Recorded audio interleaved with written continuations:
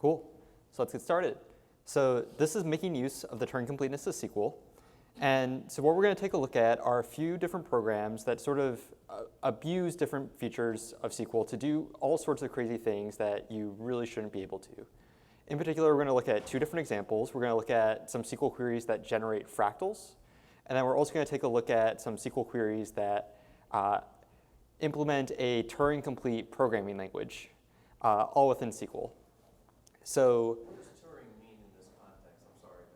Yeah, so Turing completeness is a way of describing how powerful a programming language is, where basically any Turing-complete programming language can do pretty much anything. Is sort of the simple definition. Where there are you can imagine programming languages that you don't have loops, for example. Like if you don't have loops, you can't there are things that you can't express. And so basically SQL is Turing complete, which means anything you can do in any programming language you can do in SQL.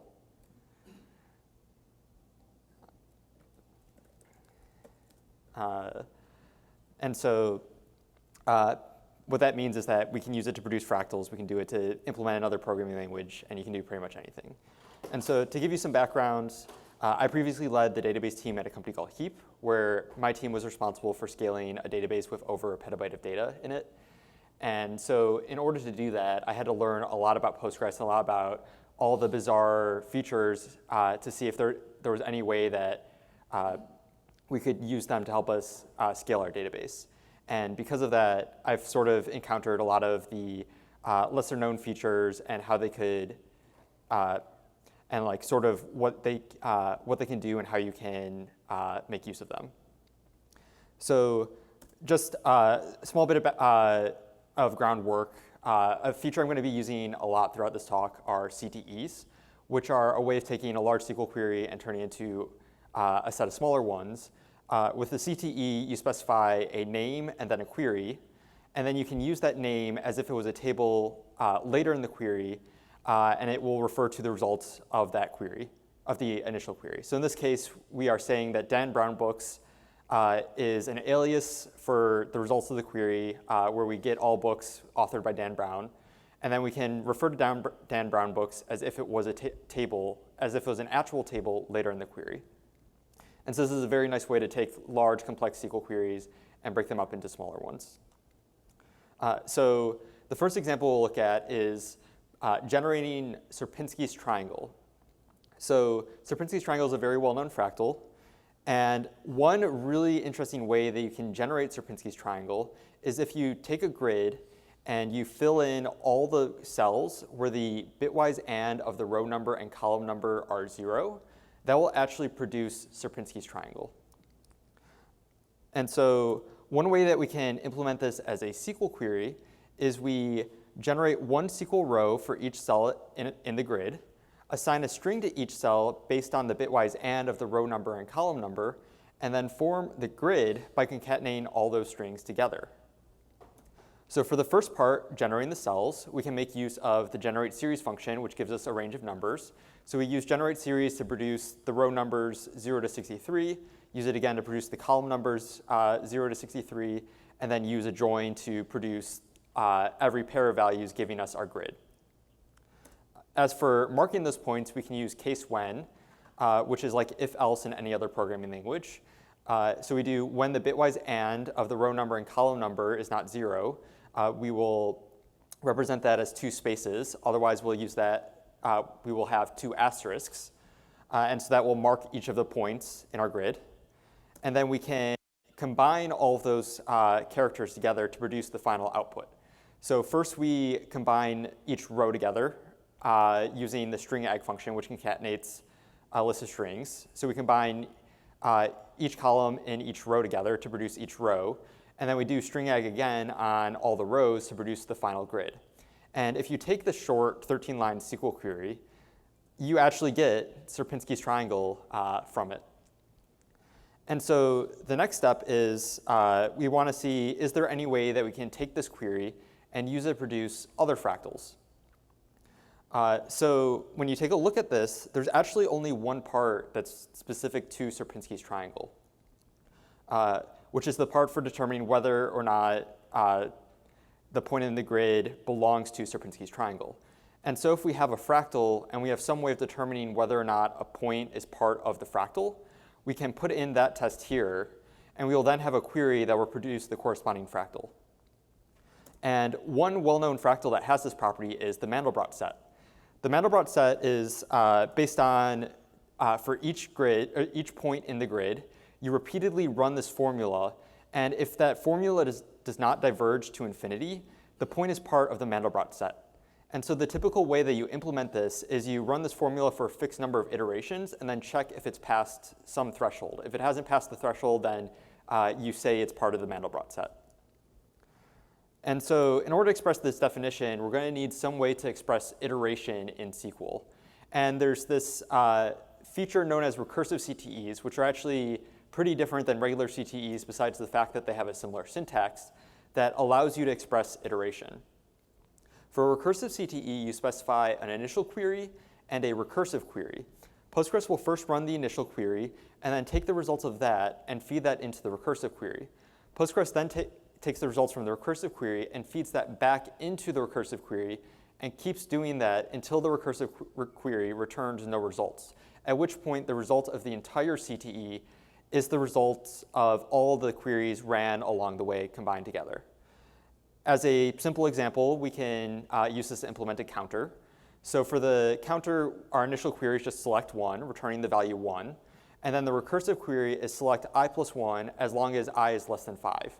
So we take the 1 from the initial query and feed that into the recursive query and get 2. Feed that back in and get 3, and then 4, and then 5. And then since 5 isn't less than 5, the recursive CTE terminates. And we get as the results of the recursive CTE the values 1 through 5. To use this to test whether or not a point is part of the Mandelbrot set, for each point in our grid, we can repeatedly run that formula using recursive CTE. We have the initial conditions as our initial query, and then run one iteration of the formula as our recursive query, and do that for 1,000 iterations, and then check if the value has crossed the threshold. And so we can take our query from before for generating Sierpinski's triangle and put in, add this query for running that formula over every point in the grid. And then we replace our test, the bitwise AND test, with checking whether or not the point has crossed that threshold. And so if you take this query and run it, you get the Mandelbrot set. And one really interesting thing is that there's actually many different fractals which can be generated in using the same method. There's a class of fractals known as self-similar fractals, which are based on running a formula over each point in a space. And based on whether or not that formula crosses some threshold, that point is part of the fractal. As an example, there's this fractal, which is one of many known as the Julia set, which is based on using a slightly different formula. And then we just make a few small changes to our query in order to change the formula. And then we get the Julia set fractal. And so we can actually produce a whole range of different query or different fractals based on making small changes to our query. Any questions about anything I've covered so far? Right. So now this, we know how to generate pretty much any fractal that's a escape time fractal. Escape time fractals are based on running a formula and checking if it escapes the threshold. There's another class of fractals known as self-similar fractals, which are based on taking an initial pattern and having some rule for taking the current pattern and producing the next iteration of the fractal. One well-known self-similar fractal is the Hilbert curve, which is based on taking this initial U-shaped pattern, which goes from the bottom left to top left to top right to bottom right, and taking 4 of them and combining them together to produce a larger pattern that goes from the bottom left to top right to bottom right. And then you can take 4 of those and produce an even larger pattern that does the same thing and keep doing that. Now, it's unclear how we may even go about implementing this in any programming language, let alone in SQL. But there's actually this really neat way that you can describe self-similar fractals, which is what's known as an L system. An L system is a way of describing a self-similar fractal as a string and rules for modifying that string. So to run an L system, you take the initial starting string, and to generate the next iteration of the L system, you apply the corresponding replacement rule. So you replace all A's with the corresponding string and all B's with the corresponding string. And if you do this for a few iterations, you get strings like this. And then you can actually map these strings back to the original fractal, where the string describes the path of the fractal. So if you interpret all the minuses as turning left, all the pluses as turning right, all the F's as moving forward, and ignoring all the other characters, the strings will actually produce the path of the fractal. And so if we had a way to, if we had a SQL query that could take an L system and run it, we would actually have a, not only a SQL query that would produce the Hilbert curve, but we could put in any L system and have a SQL query that produces the corresponding fractal. So we can do this in two different steps. First, take the L system and run it for the given number of iterations to produce the corresponding string. And then we convert that string into the actual fractal. Running the L system, producing the string is actually surprisingly straightforward. It maps directly to a recursive CTE. For our initial query, we take the initial string. And then for a recursive query, we apply the string replacement rules. And then we do this for the given number of iterations. And that will produce each iteration of the L system string. Then for converting the string into the actual fractal, what we can do is run through that string, convert, and first trace out the path described by the string and convert that into a list of line segments.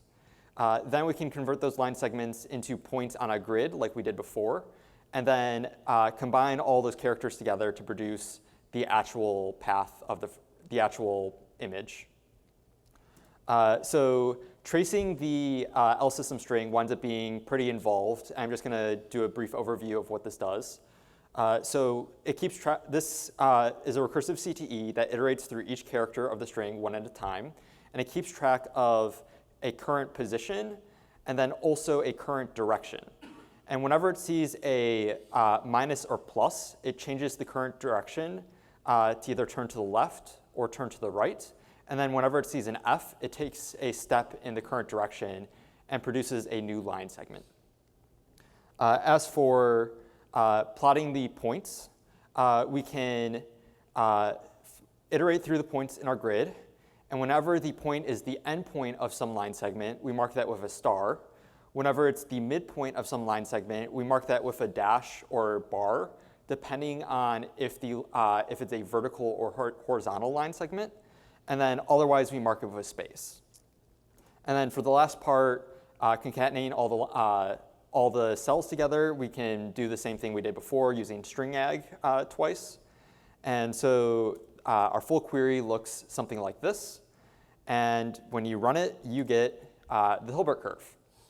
And as I mentioned before, not only do we get the Hilbert curve, but we can actually plug in any L system we want and get a query that produces the corresponding fractal.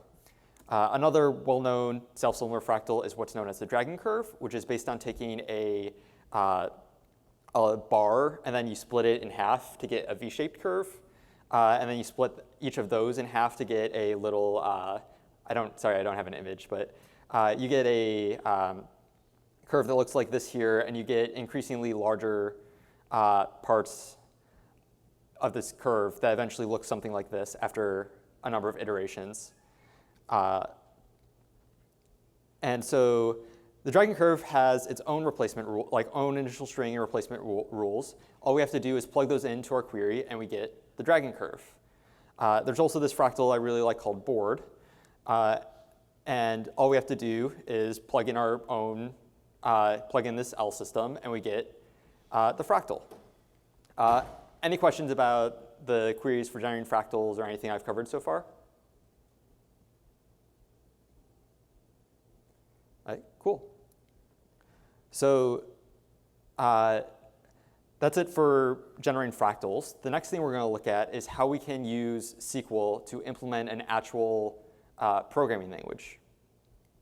So the first thing we need to do when building a programming language is decide what exactly the language will look like.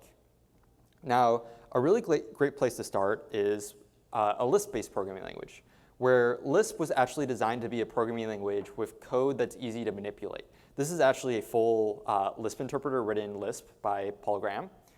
And because it's so easy to manipulate Lisp code, it's very easy to write a Lisp interpreter.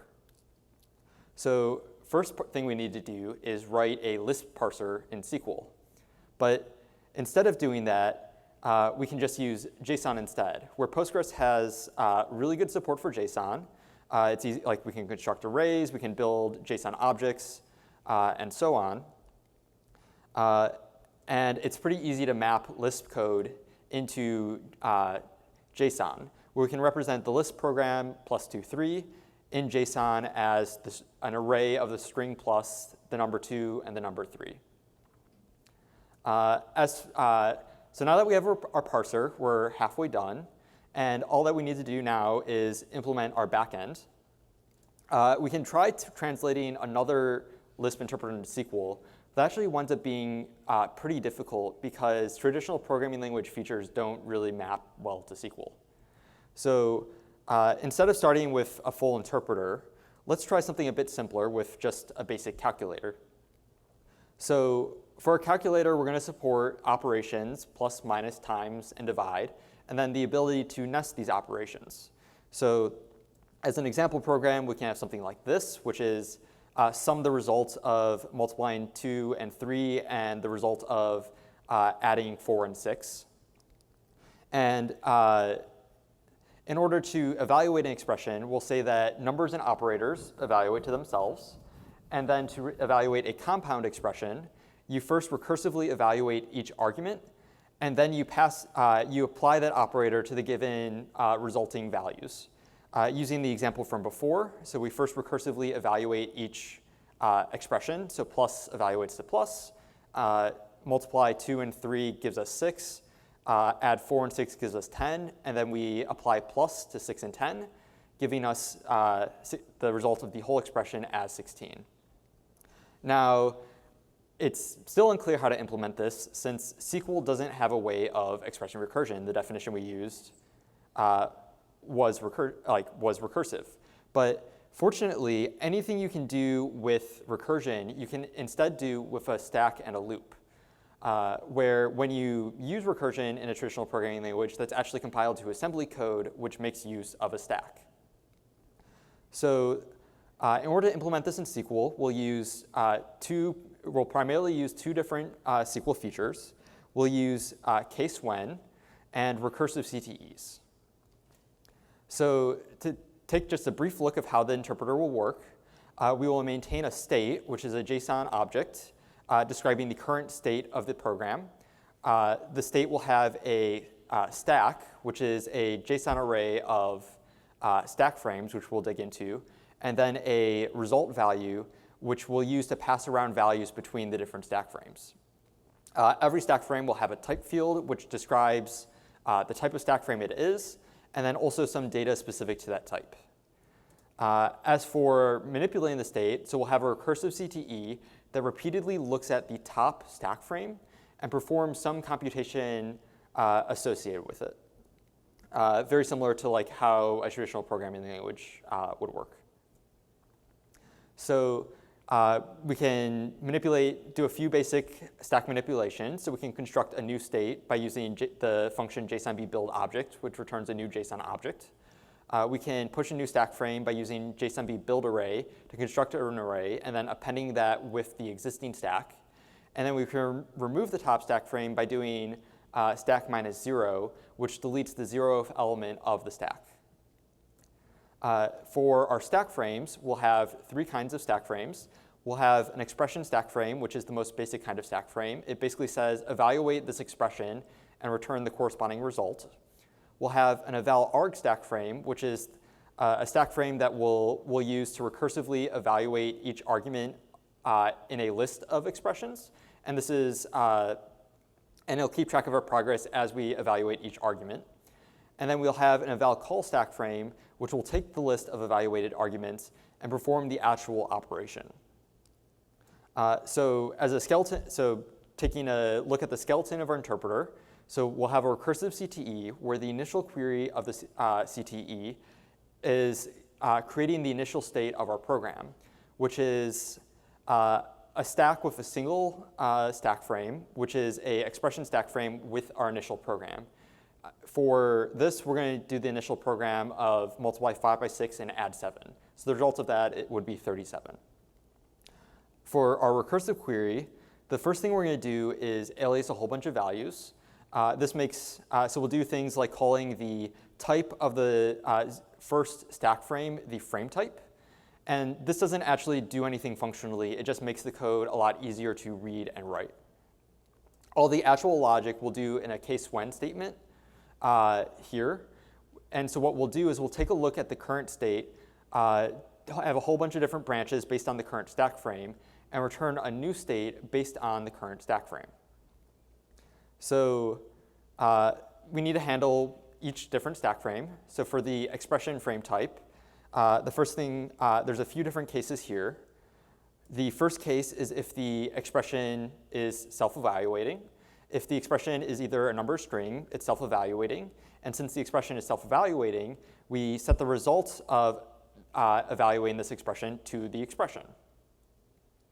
As for the other kind of expressions we support are function calls.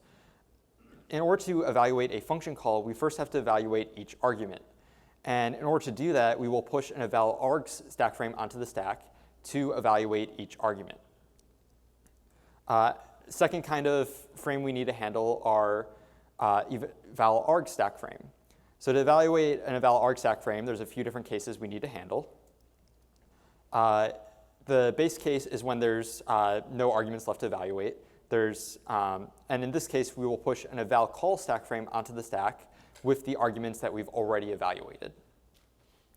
The recursive case is when there are still arguments left to evaluate. And in this case, we will take the first one and push a frame onto the stack, an expression stack frame onto the stack to evaluate that argument. And then we'll also push another eval arg stack frame onto the stack with the remaining arguments to evaluate. And then the last case is when we get the result of an evaluation. We will take that result and add it to the list of arguments that we have evaluated. So what this block of code does is it, one at a time, pushes arguments from the list of arguments we need to evaluate onto the stack, evaluates them, and then adds them to the list of arguments that we have evaluated. And then finally pushes an eval call stack frame onto the stack with the evaluated arguments. Now the last case, eval call stack frames, pretty straightforward. We just take a look at the given operation and perform it on the given arguments. So if the operation is plus, we sum the two arguments. If it's an asterisk, we multiply the two arguments, and so on. And so the one last thing we need to do is figure out when the interpreter should terminate. And so we'll just run the interpreter until the size of the stack is 0, and then we'll return the result. So the full query looks something like this. And we have our program, multiply 5 by 6 and then add 7. And when you run that query, you get 37. So math works, nothing wrong here.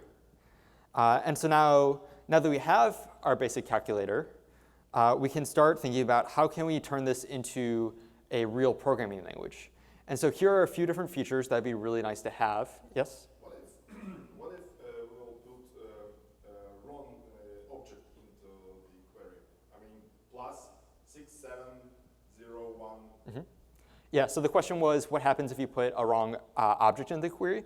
So in this case, what will happen is you will try casting, you'll sum null, and you get back null.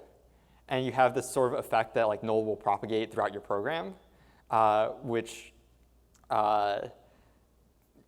like you basically just get null if you put a wrong object in your program. There are I think in some cases you will get SQL will like give an error that like this is the wrong type, but it's not. Let's just say it's undefined behavior.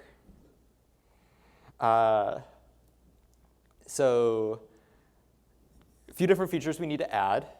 So comparison operators, lists, if statements, and Lambda functions will all be really nice to have in a real programming language. And once we add these features, we can start to write real programs, where this is a program that generates a list of the first 10 Fibonacci numbers. And we'll take a closer look at this program later. So adding comparison operators, we can do this in the same way that we added our other operators. So we have greater than, less than, and equal to.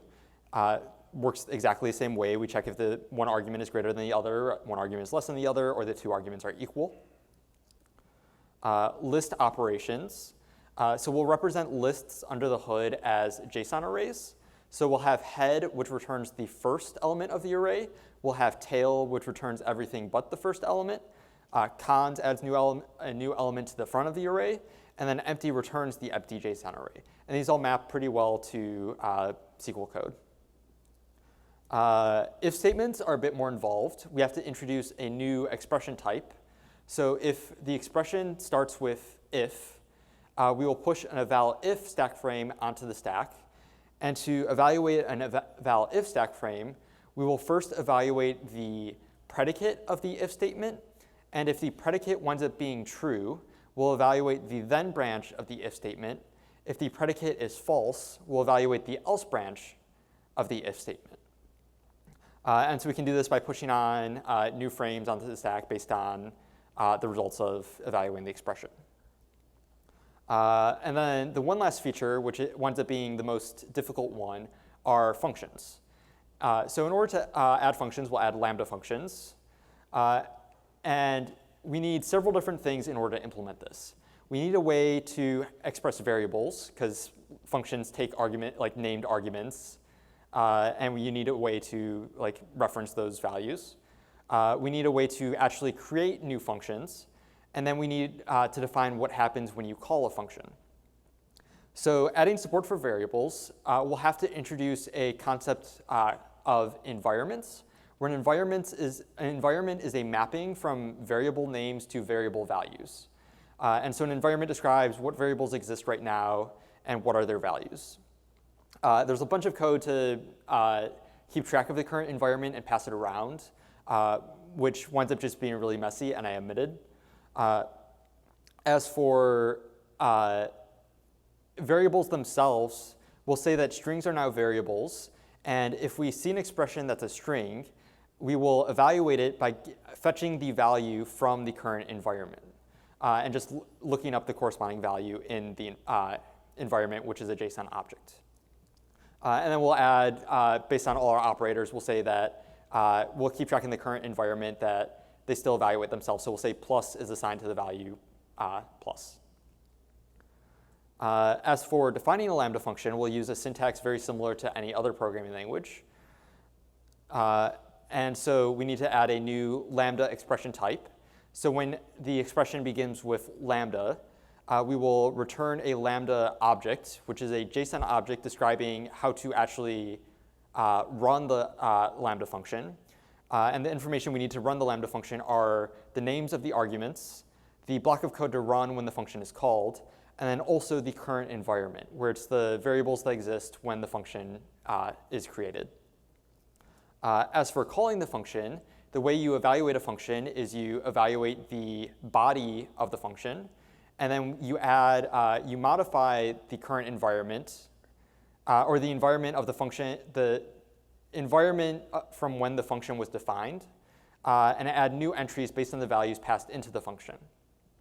So we assign the first argument to the function to the first value being passed into the function, the second argument of the function to the second value being passed in, and so on. And there's only 4 arguments here, because who needs more than 4 arguments? And so now that we have Lambda functions, we can actually start writing real programs. Here's our example from before for writing the first 10 Fibonacci numbers. One thing that's actually really interesting is that we don't yet have an easy way of expressing, or it seems that we don't have a way of expressing iteration, where we don't have loops and functions don't have the ability to refer to themselves because Lambda functions don't have a name. But there's this clever trick you can use to sort of hack in recursion, where what you can do is when you define a recursive function, you define a Lambda function that takes in itself as an argument. And then you add this little bit of extra code here that takes that function and passes in a copy of itself to itself. And since that function can now refer to itself, it can call itself and do recursion. The actual block of code here is here. So this is a recursive. This is a function that recursively calls itself to generate a list of the first 10 Fibonacci numbers. It keeps track of the current Fibonacci number, the next Fibonacci number, and a counter. So if the counter is 10, we've generated the 10 Fibonacci numbers, and we return the empty list. Otherwise, we so we take the current Fibonacci number and add it to the list that results from recursing with the next Fibonacci number and the next Fibonacci number. And then we increment our counter. And so this will recursively call itself 10 times and produce a list of the first 10 Fibonacci numbers. And when you run this, the full code looks something like this. This is about 100 lines of SQL code, which when you think about it is actually like pretty good. We made a full programming language in 100 lines of code. And when you run it, you get the first 10 Fibonacci numbers. And so we actually have a programming language in SQL that we can use to write programs. So that's it. So if you want to email me, my email is michael@perfalytics.com. You can also reach out on Twitter at @malisper. That's it. Thanks. Any questions? Yes, please. Yep. So, well, I want to extend my first question about how can we emulate errors or exceptions or whatever using SQL only? Mm-hmm. Yeah. So the question was, how could you go about emulating errors in this programming language? And so what I imagine the easiest way to do this would be when you go to evaluate a function, you check that the arguments are of the right type. So you have some code that like, is this a big int? Is this, or like, are these big ints? Or like, are they castable to big ints? If not, you return a special exception value on the stack, and then evaluating a expression on the stack means you like just pop everything off the stack and return, or like pop off until you get to like a catch stack frame or something like that. I imagine there's lots of different ways you can go about doing this. Other questions?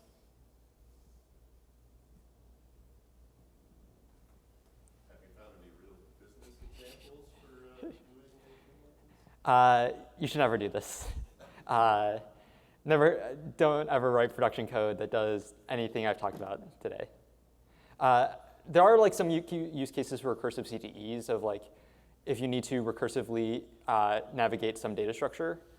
For example, I had a use case where I needed to find a list of rows that aren't referenced by other rows, and rows can refer to other rows. In that case, using a recursive CTE to do a breadth first search was handy, but besides that, you probably don't need to do a programming language in SQL.